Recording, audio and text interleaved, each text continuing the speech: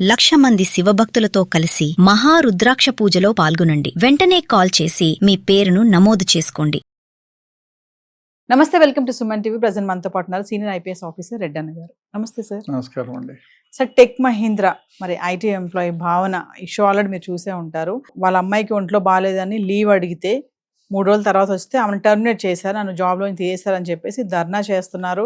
అసలు IT software work culture పైన పెద్ద చర్చ నడుస్తుంది.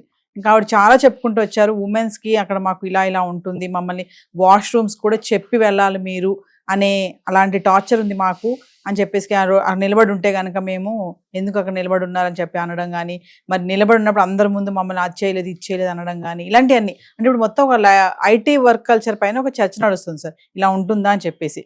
మరి ఒక్కసారి మీరు అనలైసిస్ చేస్తే ఎలా ఉంది? జనరల్గా ఐటీలో టీమ్ మేనేజర్కి అధికారాలు ఎక్కువ ఉంటాయి. వాడు అనుకుంటే అంటే అట్లా కాదు, వర్క్ ఇస్తారు, టార్గెట్స్ ఇంపార్టెంట్ ప్రాజెక్ట్స్ ఉంటాయి, తొందరగా కంప్లీట్ చేసే ప్రాజెక్ట్స్ ఉంటాయి. అట్లాంటప్పుడు ఒక టీమ్ మేనేజర్ ఉంటాడు, వాని పైన ఇంకో మేనేజర్ ఉంటాడు, ఇట్లా 2-3 లెవెల్స్ ఉంటాయి.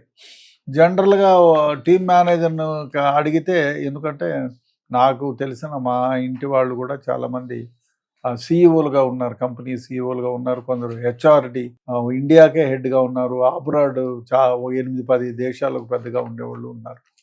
వాళ్ళు చెప్పేది ఏమంటే, ఎందుకు ఉన్నట్టుండి టర్మినేట్ చేస్తారు అని. అంటే ఒకటి, ప్రాజెక్టులు రాకుండా పోతే 3 monthsకు ముందుగానే వీళ్లకు టర్మినేషన్ నోటీస్ ఇచ్చి టర్మినేట్ చేస్తారు. అది మీకు ఉద్యోగం ఇచ్చేటప్పుడే వన్ ఆఫ్ ది కండిషన్స్. ఆ విధంగా టర్మినేట్ చేస్తే 3 నెలల తర్వాత మా దగ్గర ప్రాజెక్టులు లేవు, మీకు ఇచ్చుకునే జీతాలు మా చేత కాదు కాబట్టి 3 నెలల తర్వాత ప్రాజెక్టులు రాకపోతే మమ్మల్ని టర్మినేట్ చేస్తామంటారు. అయితే చేసిన తర్వాత కూడా సిటీసీ వీళ్ళు సిటీసీ ప్రకారం గ్రాట్యుటీ ఇవ్వాలి, అది ఇవ్వటం లేదు అనేది కొందరు ఇది. ఇంకో విషయం ఏమిటంటే, కొందరు అమ్మాయిల్ని సతాయిస్తున్నారు. ఇట్లా మీరు అంటే వాష్రూమ్ కానీ పోయేసి గంటల తరబడి వర్క్ ప్లేస్ చిట్ చాటింగ్ చేస్తూ వర్క్ ప్లేస్కి రాకుండా ఉండటం, క్యాంటీన్కి 1/2 hour 45 minutes ఎంతో బ్రేక్ ఉంటే 2 hours దాకా క్యాంటీన్లోనే గడపడం, ఇట్లాంటివన్నీ చేస్తున్నారు. అదే కాకుండా వర్క్ ప్రెషర్ ఉన్న టైంలో అస్తమానం, నిజమే లేడీస్కి డెఫినెట్గా కొన్ని ఇబ్బందులు ఉంటాయి, చెప్పుకోలేరు. ప్రతిసారి టీం లీడర్కి, సార్ నేను వేరే విషయంలో ఉన్నాను, ఈరోజు నేను రాలేనను, కడుపును వస్తుందనో, ఏదో మామూలుగా ఉండే పరిస్థితులు అన్నీ చెప్పుకోవడానికి వీలు కాదు ఆడపిల్లలు. కాబట్టి అట్లాంటిది కంపెనీ వాళ్ళు గుర్తిరగాలి, అదొకటి. రెండోది, వీళ్ళల్లో కూడా కొందరు ఎంప్లాయీస్ 2 రోజులను లీవ్ పెట్టి నాకు సిక్ లీవ్, మా అమ్మాయికి బాగలేదో, మా అబ్బాయికి బాగలేదో, నా భర్తకు బాగలేదో అని 2 రోజులు లీవ్ పెట్టి వారం 10 రోజులు ఎక్స్టెండ్ చేసేస్తారు. అంటే డైలీ ఒక మెయిల్ ఇచ్చేసి దిస్ ఈజ్ లైక్ దిస్ అని చెప్పి. అదే కాకుండా ప్రాజెక్టులు వాళ్ళకి ఎట్లా ఉంటాయంటే, గొంతు మీద కత్తిలో ఉంటాయి. 48 hours కంప్లీట్ చేయాలి, లేదు 3 daysలో ప్రాజెక్ట్లో మొత్తం కంప్లీట్ చేసి ఇవ్వాలని వాళ్ళపైన కత్తి ఉంటుంది. కాబట్టి వాళ్ళు కూడా వీళ్ళపైన బాగా ఫోర్స్ ఉంటారు. కాకపోతే కొందరు విండక్టివ్గా చేస్తారు మేనేజర్స్, ఈ ప్రాజెక్ట్ మేనేజర్స్, సీనియర్ మేనేజర్స్. కొందరు కక్ష కట్టుకొని మరి ప్రాజెక్టు అంటే విల్ఫుల్నెస్, అంటే తనకు నచ్చిన విధంగా లేకపోతేనో వేరే విధంగానో వాళ్ళని హింసించే పరిస్థితులు కూడా కొన్ని దగ్గర జరిగాయి. ఆ విధంగా జరగడం తప్పు. ఎందుకంటే ఇంకో వ్యవహారం ఏమంటే, మొత్తం ఈ టెక్ మహేంద్ర అని కాకుండా శాప్ ల్యాబ్స్ కానివ్వండి, క్యాప్జెమిని కానివ్వండి, ఇతర ఏ కంపెనీ, సీనియర్ కంపెనీలో అన్నిట్లో కూడా every moment of your thing will be recorded, except washroom door వరకు. మీరు ఎక్కడున్నా ఆ కంపెనీలో మొత్తం సీసీ ఫుటేజీలు ఉంటాయి. అందువల్ల మీరు ఎంతసేపు పనిచేసింది, ఎంతసేపు సీట్లో లేకుండా పోయింది, ఎవరితో ఎంతసేపు హస్కేసింది అన్నీ ఉంటాయి. కొందరు పోయినోళ్ళు ఈ హస్కులో గడిపేవాళ్ళు ఉంటారు, కొందరు ఒక పర్సంటేజ్ తక్కువగా.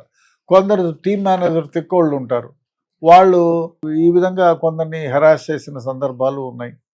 సో వర్క్ లేనప్పుడు, పెద్ద కంపెనీల్లో కూడా వర్క్ లేనప్పుడు మామూలుగా 90 days టర్మినేషన్ నోటీస్ ఇచ్చి టర్మినేట్ చేస్తారు మామూలుగా, వర్క్ లేకపోతే.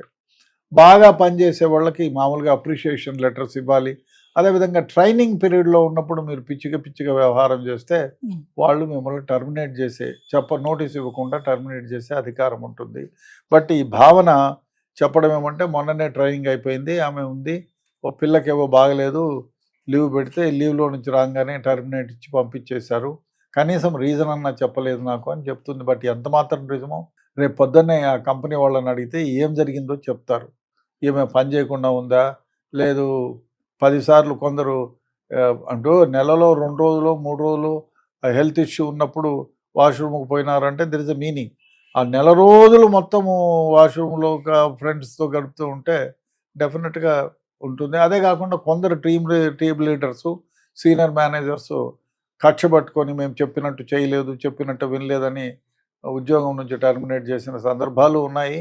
ఉంటే దాన్ని రిప్రజెంట్ చేసి ఈ విధంగా చేశారు, నా వర్క్ పర్ఫార్మెన్స్ చూడండి, నా వర్క్ షీట్ చూడండి, how much I'm working he is telling wrong అని కూడా అడుగుతారు. ఆ విధంగా జరుగుతుంది కూడా. కాబట్టి ఈ వర్క్ కల్చర్ అనేక రకాలుగా ఉంటుంది. అందుకనే ఈ ఏదన్నా కంపెనీలో ఇట్లాంటి సీనియర్ కంపెనీస్లో అన్నిట్లో కూడా ఒక ఏమి వాళ్ళు ఎవరెవరు ఏం చేసినారు వర్క్ షీట్ ఉంటుంది, నువ్వు ఎంత పని చేసావని ఎవ్రీ మినిట్ కౌంట్ అవుతుంది వాళ్ళకి. సో ఆ విధంగా చూపించవచ్చు, నేను జాయిన్ అయ్యి ఇన్నేళ్ళు అయింది, ఇంత వర్క్ చేశాను, నా వర్క్ షీట్ చూడండి, నాకు ఇన్నిసార్లు అప్రిషియేషన్ లెటర్ ఇచ్చారు, ఇంత వర్క్ చేశాను నేను. అదే కాకుండా మీరు సీట్లో నుంచి లేచినారంటే మీరు తెలిసిపోతుంది వాళ్ళకి, సీసీ ఫుటేజ్లు ఉంటాయి, కంప్యూటర్ ముందు కూర్చునేది ఉంటాయి. కాబట్టి ఎక్కడో తప్పుదాలు అయితే డెఫినెట్గా జరుగుతాయి, విల్ఫుల్నెస్ వల్ల ఈ విధంగా జరుగుతూ ఉంటాయి. ఇది ఎంక్వైరీ చేస్తే తెలుస్తుంది. ఈ అమ్మాయి కూర్చునింది, దీక్షకు కూర్చునింది, పోలీస్ స్టేషన్లో కంప్లైంట్ ఇచ్చింది, డెఫినెట్గా ఆ అమ్మాయికి నిజంగా అన్యాయమే జరిగి ఉంటే దాన్ని దిద్దుబాటు చేయాల్సిన అవసరం ఎంతైనా ఉంది. Yes, thank you.